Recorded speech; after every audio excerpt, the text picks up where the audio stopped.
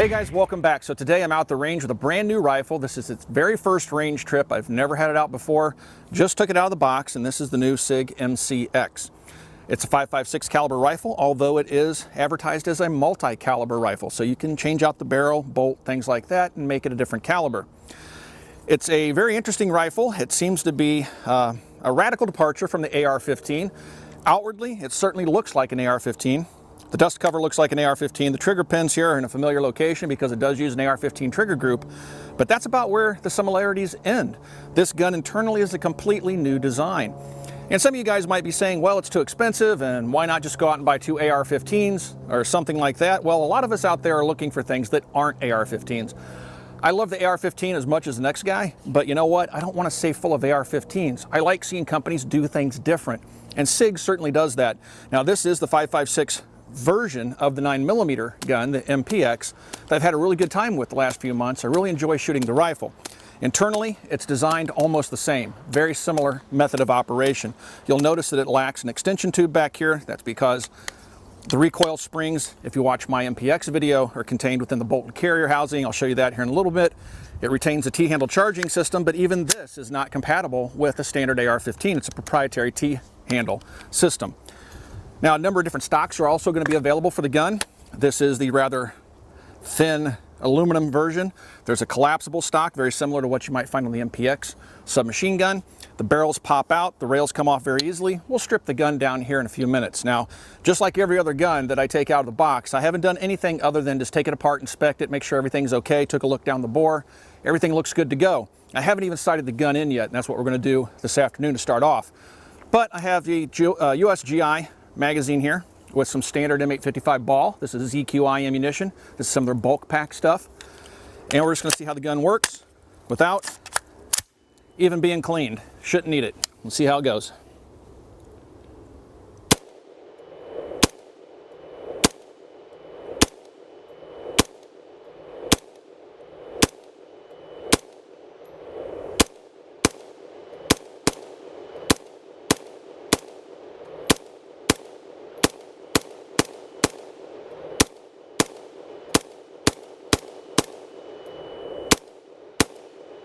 All right, flawless function.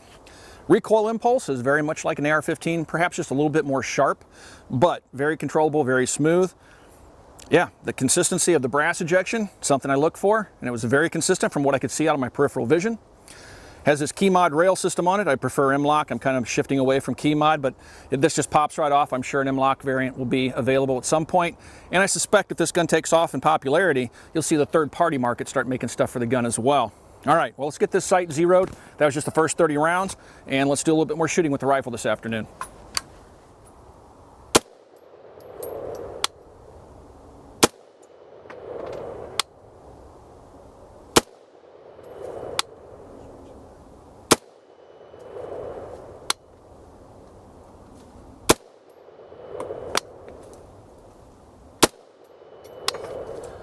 Looks like windage is good. Elevation's just a little bit off.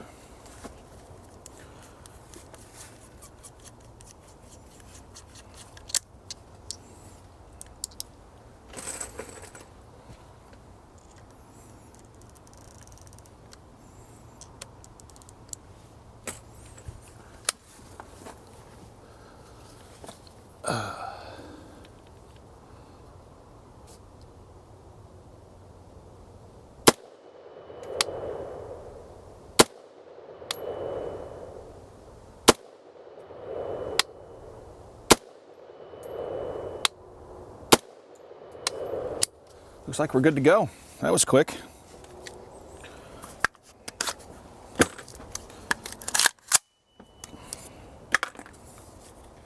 Okay guys, so we fired about 50 rounds to the gun. You saw the first 30 rounds go out of the gun when we opened up the video, fired another 20 rounds or so, getting it zeroed in, and everything's working just fine. So we got the gun sighted in. We're using an aim point carbine optic on here. And what we're gonna do now is a 150 round test with different magazines. It's gonna start off here with, I'm gonna make sure, yeah, this is a Hexmag. We're gonna start off with the Hexmag and see how the rifle likes it. And let's quickly cycle through a PMag 3rd gen, PMag 2nd gen, have an old school Lancer and a Troy Battle Mag.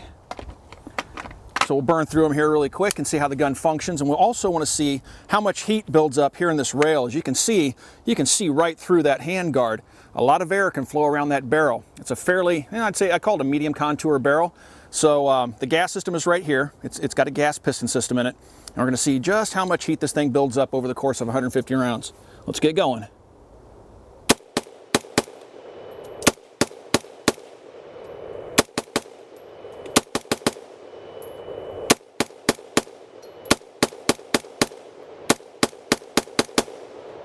All right, Hexmag works just fine.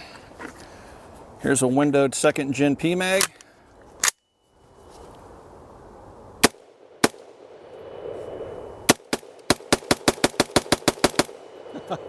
Trying to work the trigger fast there.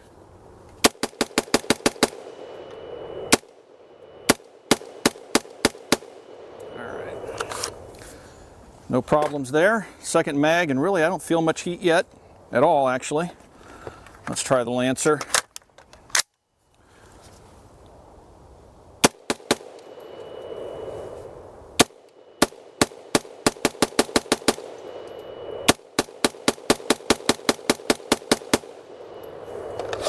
All right, this is a 3rd Gen PMag, has the over insertion shelf on it. Locks in just fine, seems.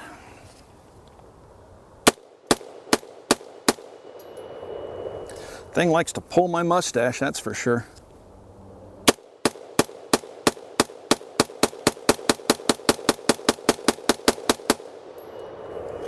All right, last magazine, Troy Battle Mag. And really, just warm, guys. I don't feel any uncomfortable heat whatsoever on the handguard.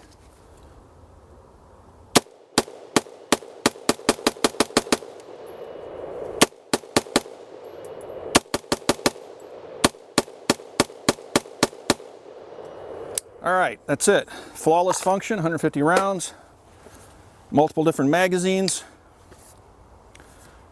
It's warm, but not uncomfortably so. It'll take a little while for the heat to soak into that handguard. The gas piston system here, I could feel puffs of gas past my hand. Didn't burn me at all, but yeah, that's pretty interesting. I'm surprised at how cool the handguards remained through that firing sequence. Pretty cool. And again, flawless function. I'm liking it so far. So the gun's been sitting for about 10 minutes now. Plenty of time for the heat. Almost dropped my thermometer. There's plenty of time for the heat to soak out of the barrel into the receiver and handguards. The barrel is right at about 130 degrees, 160 degrees right there. So move further down, it gets warmer, 188. Get down by this gas block, it's 170, 165. But that's on the block itself. The handguards, the handguard, see if I can just get it, is like 80 degrees, 77, 80 degrees. Even over here by the receiver, 97 degrees. It's about 58 degrees out here today. So despite the fact that it's an aluminum handguard and it's touching the receiver, it's close to that gas block, it's fairly well isolated from the barrel, this thing doesn't really transmit or absorb heat hardly at all. After 150 rounds, I expect it to be a lot warmer than it is.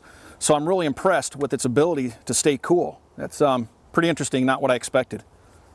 Okay, so let's take a little bit closer look at the MCX. Let's start off on the buttstock here. The buttstock that this particular variant comes with is an aluminum, very thin buttstock.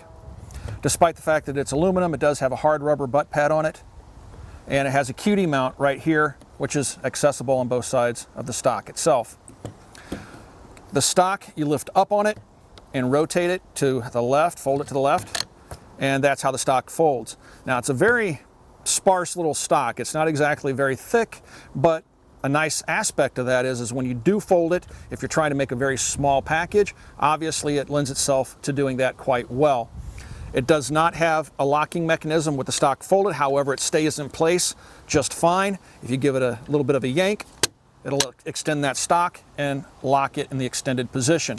It's a standard 1913 rail here on the back end of the gun, just like the MPX, the 9mm version, so there will be different stock options available for the gun. If you don't like this particular version, try something else, and maybe the third-party market will offer things for it as well.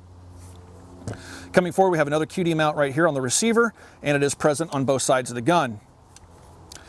The standard Sig pistol grip has a little compartment here on the bottom side. You can put stuff in there. You can just push on the little tab here and it hinges open. This is the ambi selector lever, so it's present on both sides of the rifle. And it's very easy to get to. And in the firing position, it stays out of the way. It doesn't seem to interfere with my trigger finger whatsoever, using it obviously right-handed. If you're left-handed, this one is a little bit truncated compared to the one on the other side of the rifle, a little bit longer, the lever itself, but it should work just fine. The gun does have a forward assist, and it also has a brass deflector.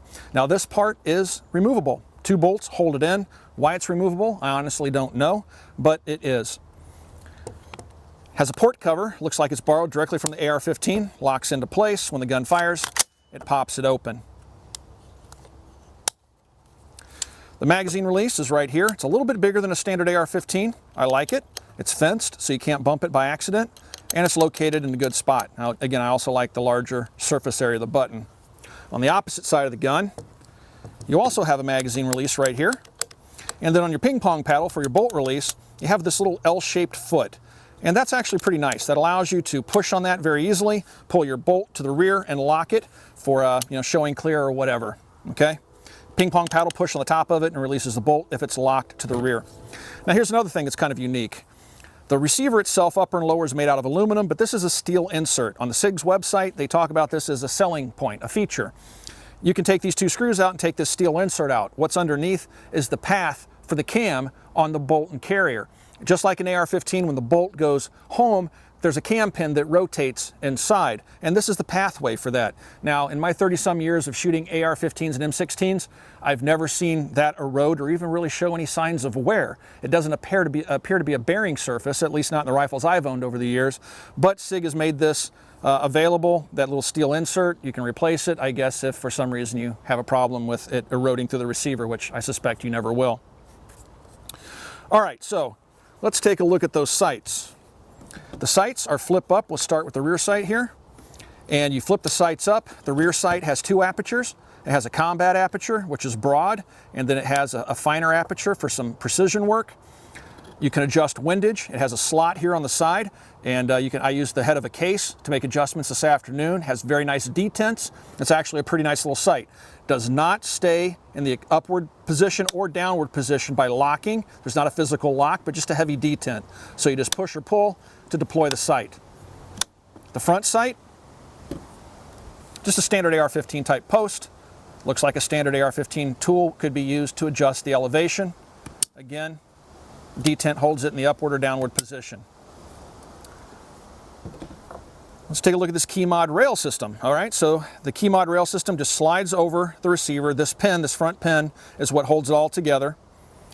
The top of the receiver here is this 1913 rail across the top, out to right about here, is all part of the actual aluminum upper receiver. Once you go forward to this position, this part of the 1913 rail is part of the key mod handguard, which appears to be a piece of stamped sheet metal or perhaps aluminum that's finely machined, but it's a very thin piece of aluminum. All right, or I don't even think it's sheet metal. Haven't put a magnet to it, so I don't know what it's made of. But regardless, the rails are separate. And there's a little tab here that catches and keeps this from rotating left or right. And then there's slotted rails that run along the side of the receiver that this handguard just slides over. Moving forward, taking a look at the barrel. The barrel is marked 5.56 NATO and is a 1-in-7 twist. And then there's a taper mount here for one of the SIG suppressors. That's my guess. And the taper mounts work fairly good with direct thread suppressors. It offers enough friction to keep the can from backing off with use. And then this is a standard 3-prong flash hider that comes with the gun. So let's go ahead and take it apart now. To take it apart, it has 2 pins, just like an AR-15. Apply a little bit of downward pressure, and I'll show you why here in a moment. Apply some downward pressure, push on this rear pin. The pin will pop out. The gun hinges open like an AR. Push on that front pin, and it'll pop out, and the upper and lower will separate. The lower looks like it accepts just a standard AR-15 trigger group, and you'll notice that the profile back here is a little bit different, okay? And I'll show you why here in a moment. Let's take a look at the upper receiver. To take the bolt and carrier out of the gun, you simply pull on the T-handle just like an AR-15. The bolt and carrier will come out with its captive recoil spring system. There it is. T-handle pops out just like an AR-15. This is not a standard AR-15 T-handle. Profile is completely different, so you can't use like a BCM gunfighter or anything. It does have AMB claws on it, so you can operate it from the left or right-hand side. There's the two screws I was talking about that hold the forward assist assembly in place. Perhaps that's for servicing this little trapdoor, I don't know. To pull the handguard off, all you have to do now that the front pin is out is just push forward on it, and it'll just slide right off. Okay? Set that aside. And in doing that, you expose your gas system, which is adjustable. Okay, there's a little lever there. Has a gas system right here, and then these two bolts is what actually holds the barrel in the receiver. Loosen these, barrel comes out. You can either change barrel lengths or you can even change calibers. Put a 300 blackout barrel on there perhaps. All right, so let's set this aside and take a look at the bolt and carrier group. All right, so the recoil spring is all part of this entire assembly, which gets rid of the buffer tube on the AR-15, making it so it can have a side folding stock. You'll notice that it has guide rods that run the full length, and there are two recoil springs. These fit into a track here in the back of the receiver, just like that. So you can see that the springs run in their own little tracks inside there. How that'll work in adverse environments with dirt and sand, I don't know, but we'll find out in a later video. All right, this is your gas piston system here.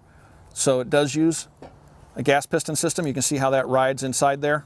And you can see the little tappet and everything right there in the gas piston system. Pops this back.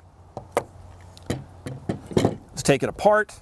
It's pretty simple, but quite a bit different than the AR-15 in some regards, mostly with regards to this recoil system.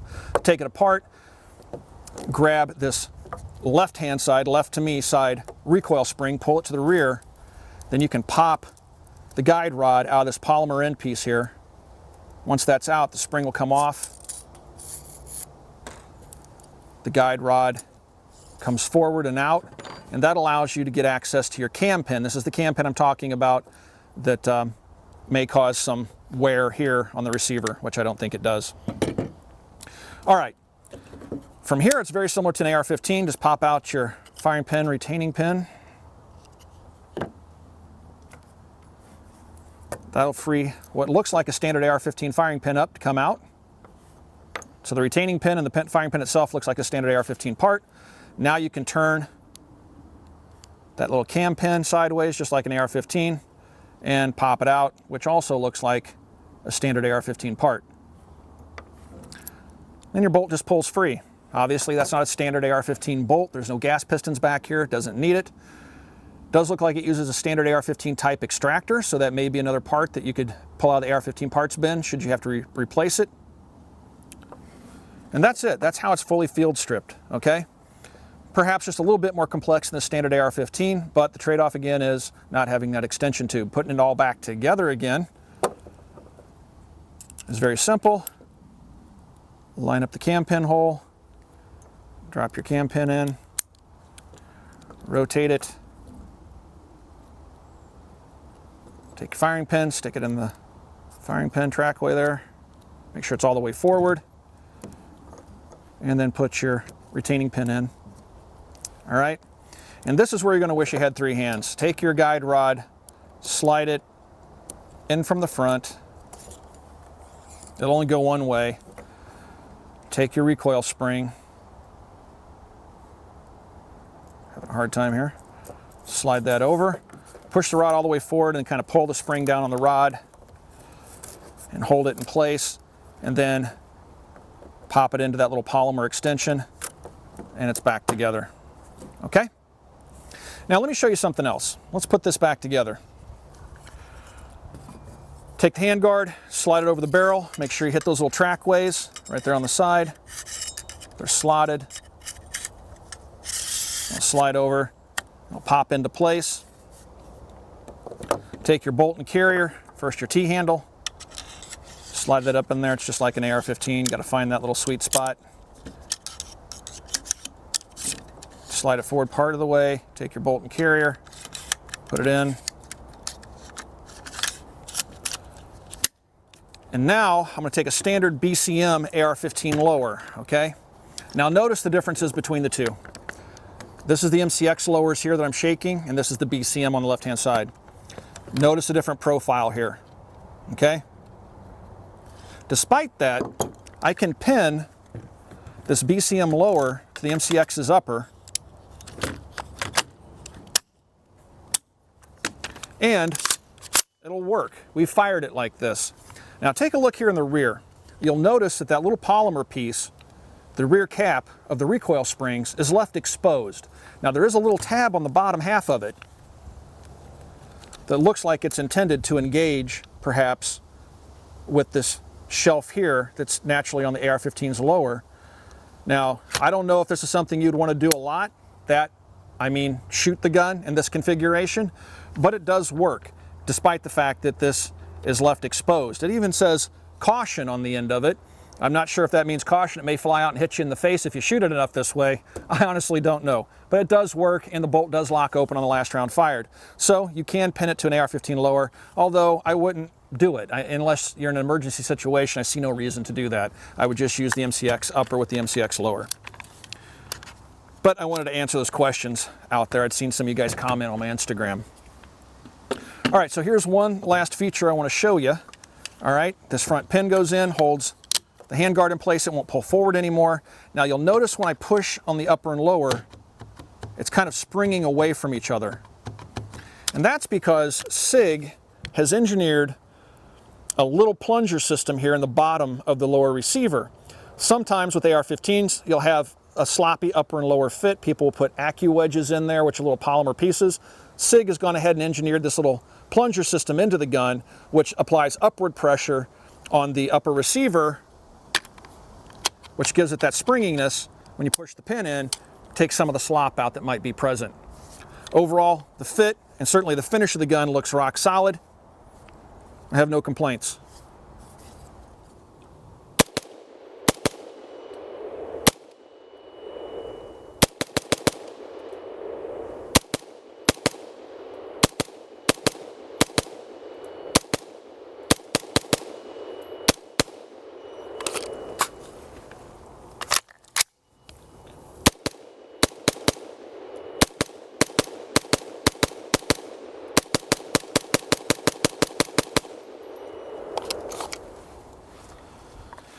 Let's swap the MCX upper with the BCM lower and see how it works.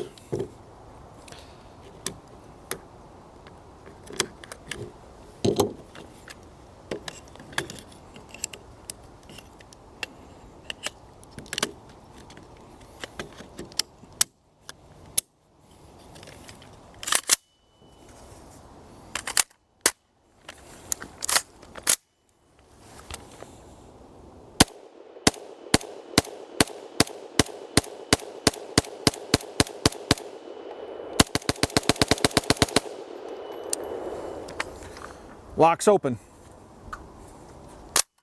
Everything seems to work just fine.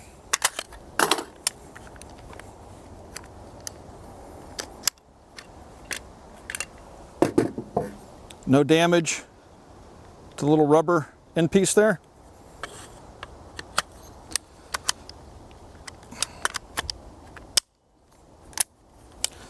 And back at home on its own lower.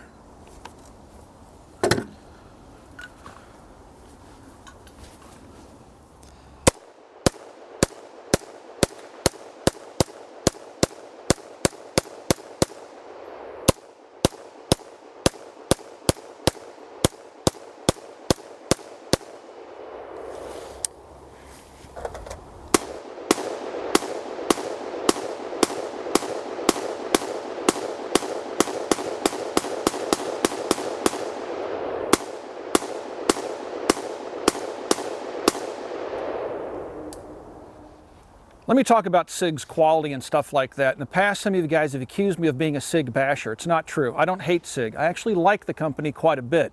They innovate, and they also challenge the ATF with things like the Sig arm brace, and they were fighting the ATF over the monocore baffle system that was in one configuration, nothing more than a muzzle brake, but when you actually got a Form 1 back, you could slide a sleeve over it and make it into a suppressor. They continue to fight for our rights, and the company is a good company, a solid company, but they have had some of their problems, okay? They may not acknowledge it, but I've had problems with some of their products in the past. The 556R was a problem, okay? I show you guys the problems that I'm having. My original XI, which is now back from repair, was problematic. This gun was a single shot.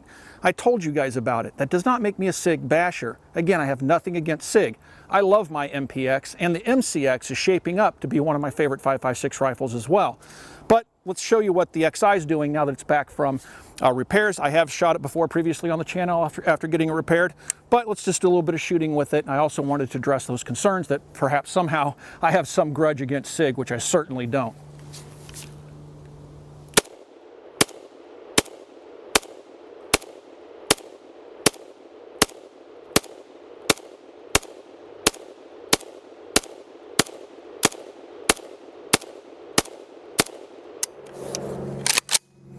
All right, guys, so no, I don't have a grudge against Sig, but if any company puts out a product that has a problem and I encounter those problems, I'm going to tell you about it. If they put out a solid product like the MPX and the MCX, I'm going to tell you about it. It's up to the company. It's not up to me. I'm just being honest. All right, guys, I hope you enjoyed coming out to the range for the first range trip out with the new MCX from Sig.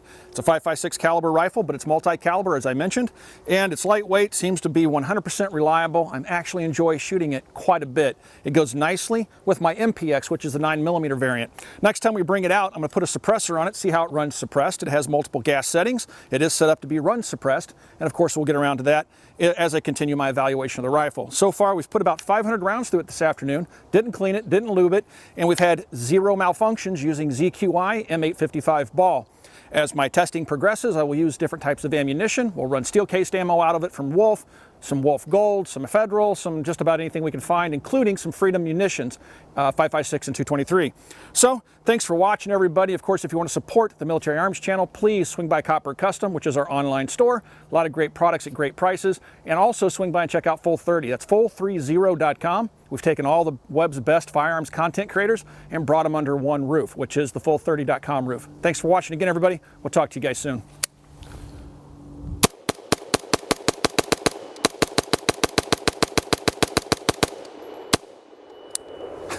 It's like a steady stream of brass, man. Kind of like this thing.